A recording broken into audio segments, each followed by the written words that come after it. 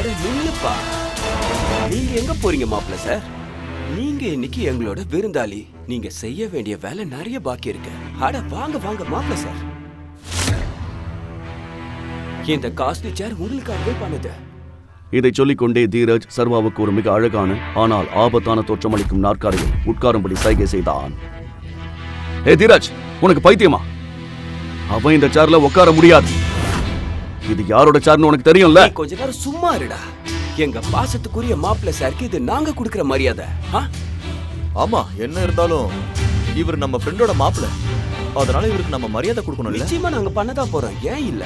கிஷோரின் வார்த்தைகளை கேட்ட ஆகாஷ் புரிந்து கொண்டான். தீரஜ் சர்வாவின் கதையை முடித்துவிட நினைத்திருந்தான்.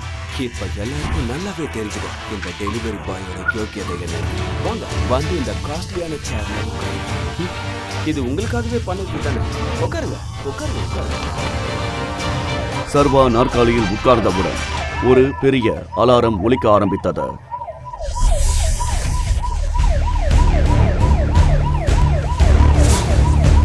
இங்க என்ன நடந்துட்டு இருக்கு? இப்ப நீ என்ன பண்ணிருக்க தெரியுமா?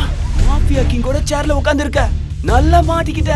அந்த ஸ்பெஷல் சேரில் தி மாஃபியா கிங் குரூப்பில் தலைவரான விக்ரமனுக்கு சொந்தமானது. மற்றும் விக்ரமின் இந்த நாற்காலியில் வேறு யாரும் உட்கார அனுமதிக்கப்படுவதில்லை. முழு வீடியோவை பாக்கெட் FM தமிழ் யூடியூப் சேனலில் கண்டு மகிழுங்கள்.